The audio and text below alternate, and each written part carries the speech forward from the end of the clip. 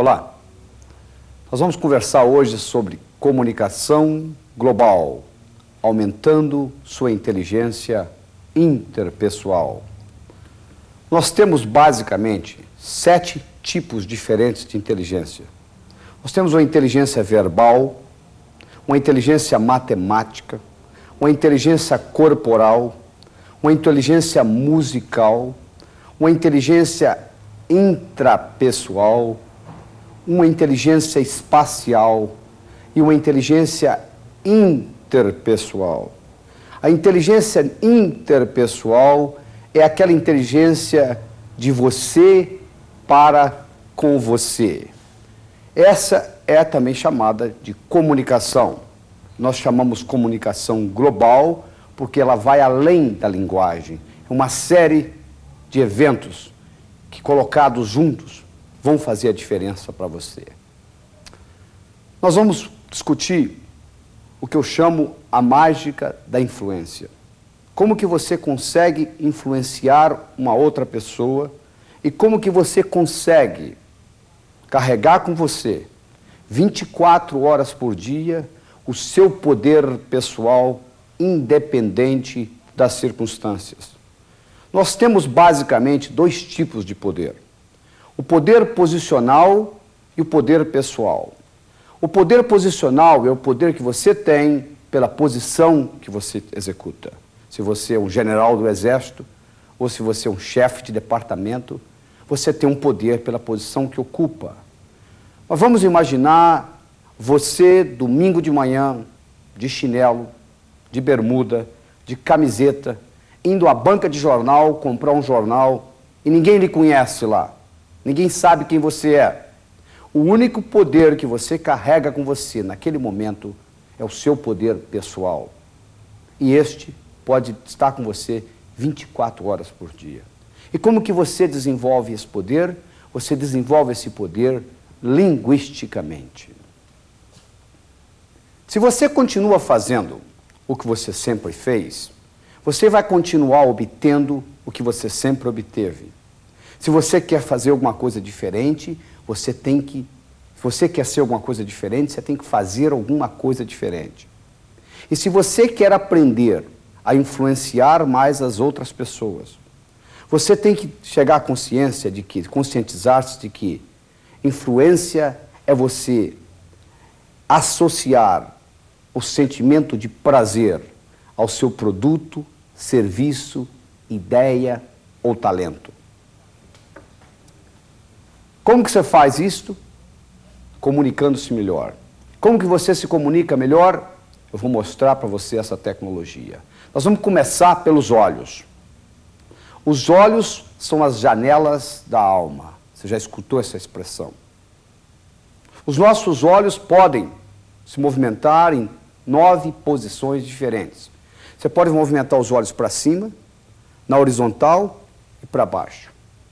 Para cima, você pode movimentar os olhos para a esquerda, para o meio, para o centro ou para a direita. Na horizontal, para a esquerda, para o centro, para a direita. Para baixo, para a esquerda, para o centro, para a direita. A parte do centro não nos interessa nessa apresentação. Então nos sobra 6 posições diferentes. Os olhos para cima, para a esquerda, para a direita.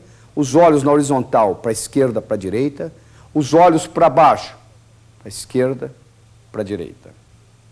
Todas as vezes que você movimenta os seus olhos para cima, você está processando imagens dentro do cérebro. Todas as vezes que você movimenta os olhos na horizontal, você está processando sons no seu cérebro. Todas as vezes que você olha para baixo, para a esquerda, você está conversando com você mesmo.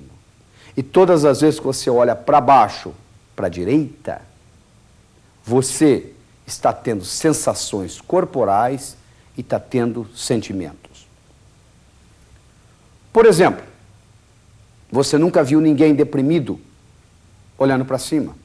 Se eu descrever para você alguém deprimido aqui ao lado e lhe perguntar a posição dessa pessoa, você vai dizer cabisbaixa. É impossível você ficar deprimido olhando para cima. É impossível você ficar deprimido jogando voleibol, por exemplo. Você pode estar com a maior depressão do mundo. Você entrou numa quadra de voleibol, imediatamente de vôlei, imediatamente a sua depressão acaba. Por quê? Neurofisiologicamente é impossível você se sentir deprimido olhando para cima. Por quê? Depressão é você conversa com você mesmo e você se sente deprimido. Você conversa com você mesmo e você se sente deprimido. O que tem essa movimentação dos olhos a ver com a comunicação? Tem a ver o seguinte: todo pensamento que você tem, seja ele qual for, ele pode ser desmembrado em 3 componentes. Um componente visual, um componente auditivo e um componente sinestésico. Ou você, vamos supor o seguinte, você começa a recordar um evento agradável que ocorreu na sua infância. Então, para você lembrar desse evento, você tem que pensar em imagens, acrescentar ou não sons e ter sentimento agradável. Qualquer coisa que você pensar é desmembrado em 3 componentes: visual, auditivo e sinestésico. Apesar de eu estar falando em português, eu na realidade estou conversando com você em 3 línguas diferentes. Eu estou falando a língua visual, a língua auditiva e a língua sinestésica. E um modo de você descobrir como a pessoa está processando o pensamento é pela observação do movimento dos olhos. Todas as vezes que a pessoa olha para cima, ela está processando imagens no cérebro. Todas as vezes que a pessoa olha na horizontal, ela está processando sons. Toda vez que ela olha para baixo, para a esquerda, ela está conversando com ela mesma. Toda vez que ela olha para baixo, para a direita, ela está tendo sentimentos de própria percepção e emoções. Então vamos supor o seguinte: você está conversando com alguém e você observa os olhos dessa pessoa e no momento que você fala alguma coisa, ela olha para cima. Então você sabe não o que ela está pensando, mas como ela está pensando, com imagens. Se nesse momento você disser para ela, você está vendo o que eu estou dizendo? A palavra vendo encontra o canal visual aberto e você vai se comunicar melhor com essa pessoa. Você passa a ser mais inteligente interpessoalmente. Se você está prestando atenção na pessoa falando e ela simplesmente diz o seguinte, ela não só diz, ela movimenta os olhos para baixo, para a direita. E você então diz, como que você se sente com relação ao que eu estou dizendo? A palavra sente encontra o canal sinestésico aberto. Então essa pessoa vai se sentir mais à vontade conversando com você. Existem 3 componentes da habilidade de influenciar os seres humanos. Um deles é a palavra, o segundo é o tom de voz e o terceiro é a fisiologia. Palavra, tom de voz e fisiologia. Então vamos discutir isso com carinho. A palavra representa somente 7% da sua habilidade de se comunicar e de influenciar os outros. O tom de voz representa 38% e a fisiologia representa 55%. Por isso que mesmo você tendo um doutorado em comunicação, você ainda tem muito que aprender nessa área, porque isso ainda nem chegou nas universidades. Tudo que você aprendeu em termos de comunicação através da palavra sozinha, representa somente 7% do poder de se comunicar. Deixa eu dar um exemplo que aconteceu nos Estados Unidos. Nos Estados Unidos, vende-se muito por telefone, telemarketing. E foi ensinado às telefonistas a fazer o seguinte: o indivíduo que mora em Nova York, comparado com o indivíduo que mora em Dallas, no Texas, eles falam numa velocidade muito diferente. Se você colocar um indivíduo, um texano de Dallas, conversando com um indivíduo de Nova York, o indivíduo de Nova York vai reclamar que o texano fala muito devagar. O indivíduo do Texas vai reclamar que o indivíduo de Nova York fala muito depressa. Então foi ensinado às telefonistas o seguinte, que elas iriam assumir a mesma velocidade de voz da pessoa com a qual elas estavam falando no telefone. Se a pessoa falasse devagar, elas falariam mais devagar. Se a pessoa falasse depressa, elas falariam mais depressa. Isto sozinho aumentou, para esta companhia onde foi testado esse esquema, aumentou 30% em vendas, mostrando o impacto não só do que você diz, mas como você diz. Muito mais importante do que o que você diz é como você diz. E a velocidade com que você fala é fundamental comparando com a pessoa com a qual você conversa. Quando agora para frente você vai se lembrar do seguinte, se você está conversando com uma pessoa que fala muito depressa, aumente a velocidade da sua voz um pouquinho, da sua fala. Se você está conversando com uma pessoa que fala muito devagar, diminua a velocidade da sua voz um pouquinho. E só aí você está aumentando a sua capacidade de influenciar em pelo menos 25% a 30%. O terceiro componente é a fisiologia. Representa 55% do poder de se comunicar. O que é a fisiologia? A fisiologia é o modo como você coloca o seu corpo em comparação com o corpo do outro.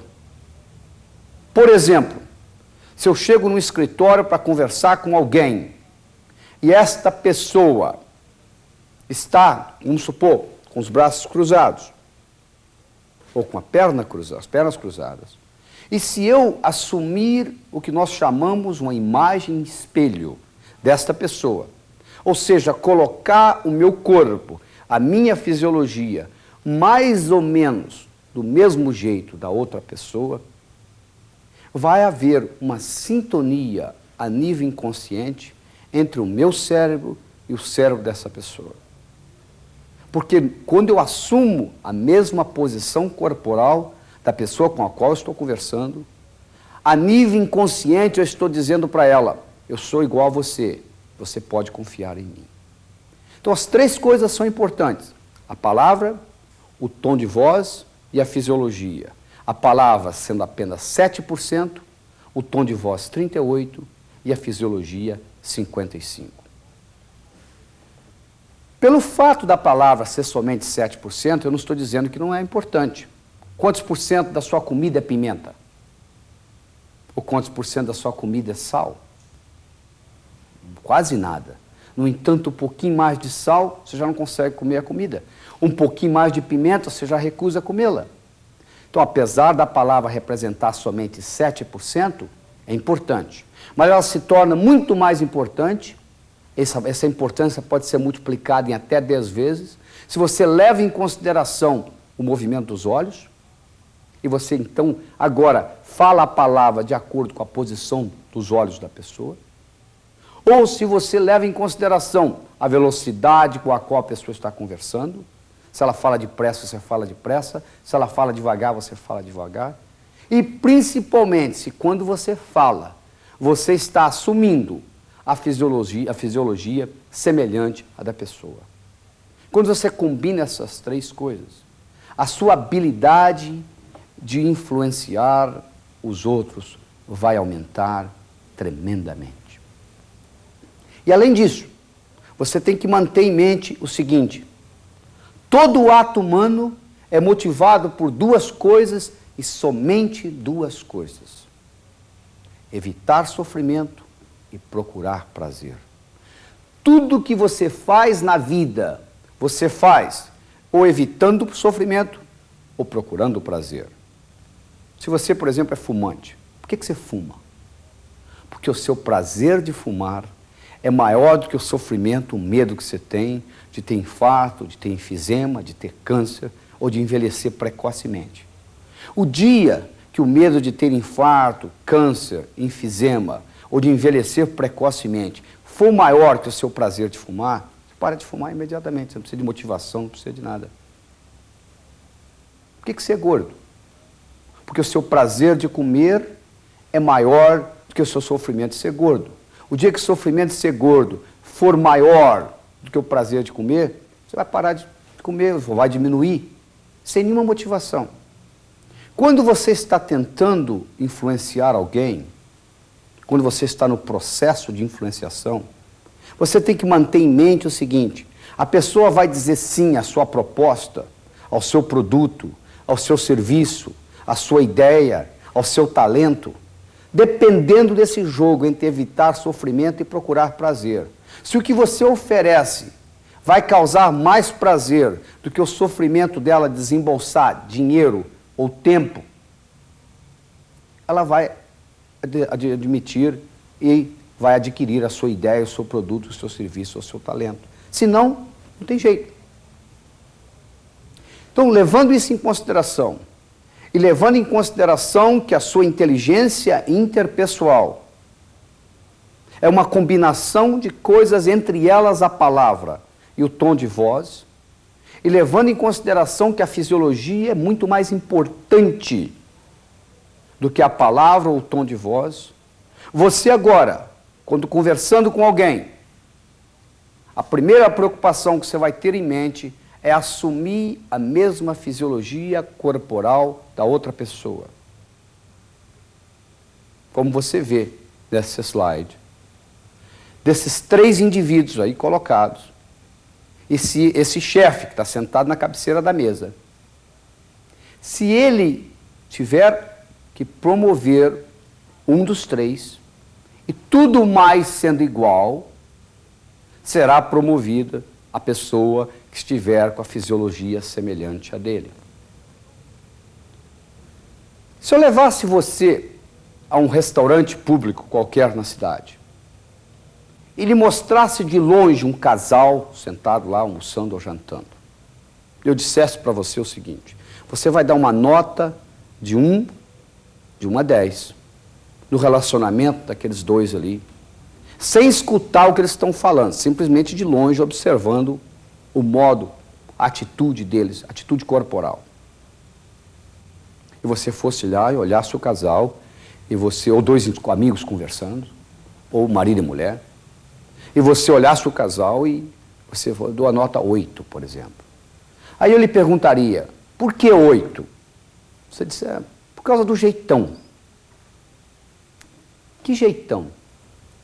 Isso que você chama de jeitão, se você for analisar cientificamente, em detalhes, é nada mais, nada menos do que essa imagem espelho entre um e o outro.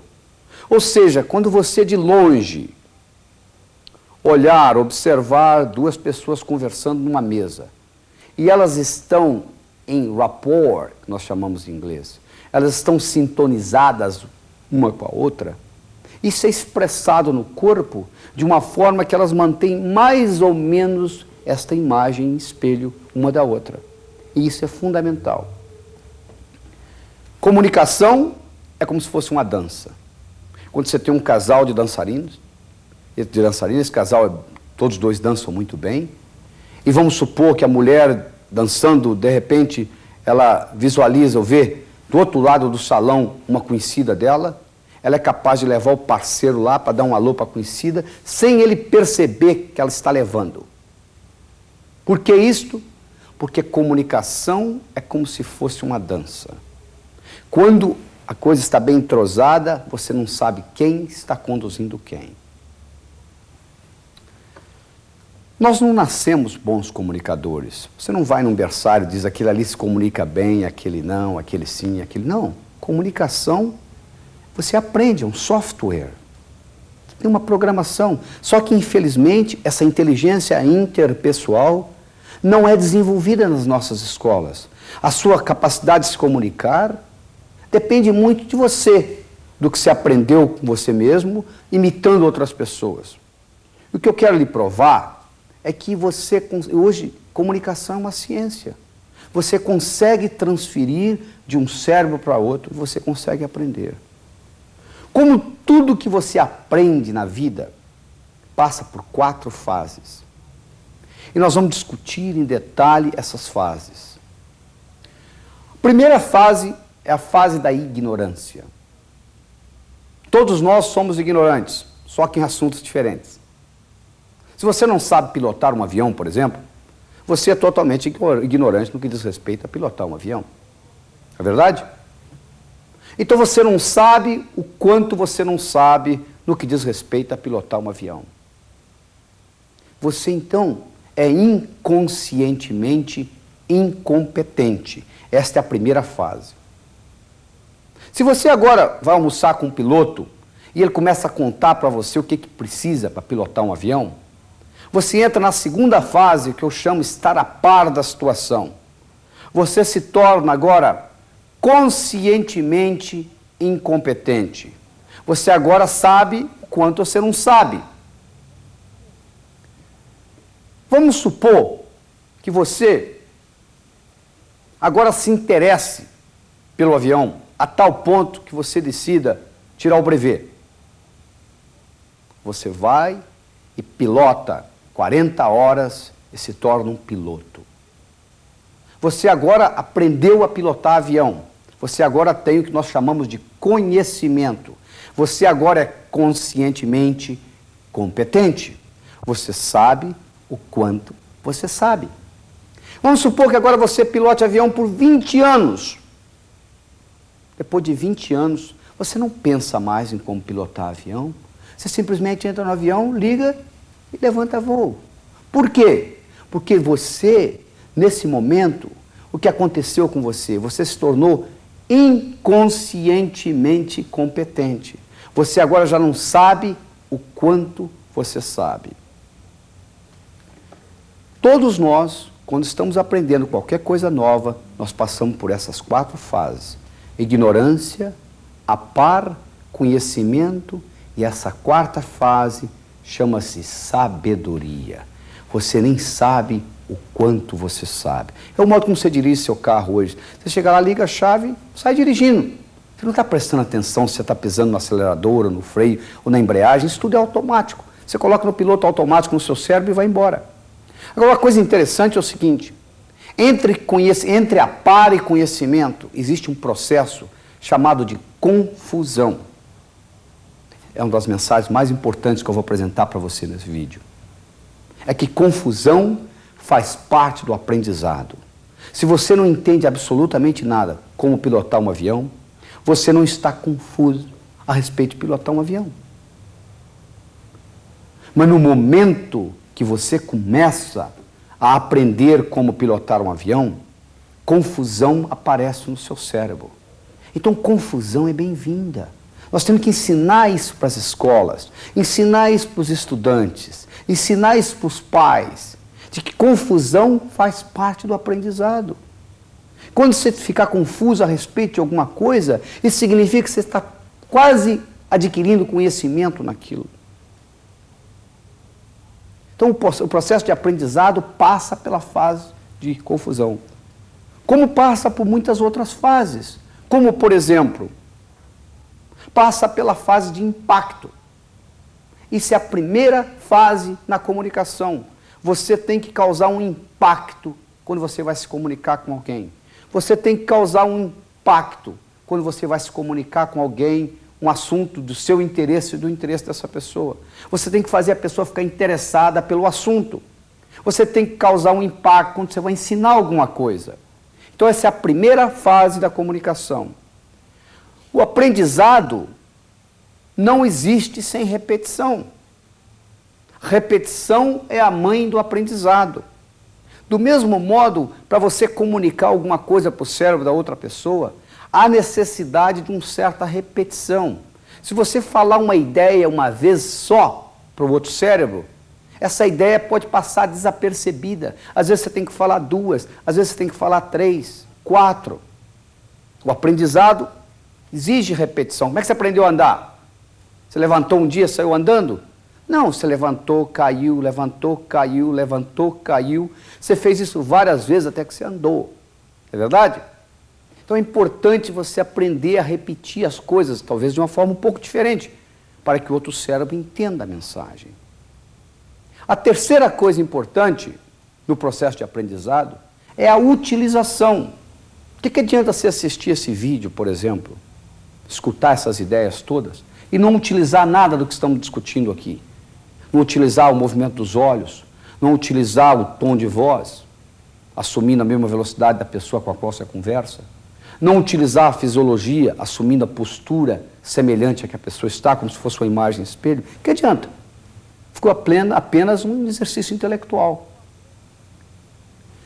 Uma vez você utilizando, vai chegar uma hora que isso vai interiorizar, vai ficar parte de você. Você não precisa se preocupar mais. Você vai chegar um momento que você não vai precisar ficar estudando se o olho do indivíduo está mexendo para cima, ou para baixo, ou para a esquerda, ou para a direita. Isso não faz diferença mais. Entende? Porque você interiorizou, faz parte agora da sua natureza. Os bons comunicadores, eles não ficam estudando o que eles vão fazer, eles estudam no começo. Depois, eu gosto de dirigir hoje, você não fica pensando mais onde o seu pé está pisando. Não é verdade? E, finalmente, uma coisa importante que tem que levar em consideração é o reforço. Você tem que, de vez em quando, reforçar. Vou contar uma historinha rápida para vocês. Era uma vez, no Alasca, onde um dos esportes bem difundidos lá é cortar lenha. Do mesmo modo que nós jogamos futebol no Brasil, um dos esportes nacionais, onde há competição no fim do ano, etc. e tal, é de lenhador. Então, toras enormes são colocadas, cada um recebe um machado, uma audiência, todo mundo assistindo, torcendo. Tem campeonato de lenhador. Quem é que corta uma árvore do mesmo diâmetro mais rápido? E às vezes tem maratona em cortar lenha. 8, 10, 12 horas cortando. Era uma vez um lenhador famoso, conhecido, que todo mundo na região sabia que ele era bom. Um dia um jovem ouviu falar a respeito desse lenhador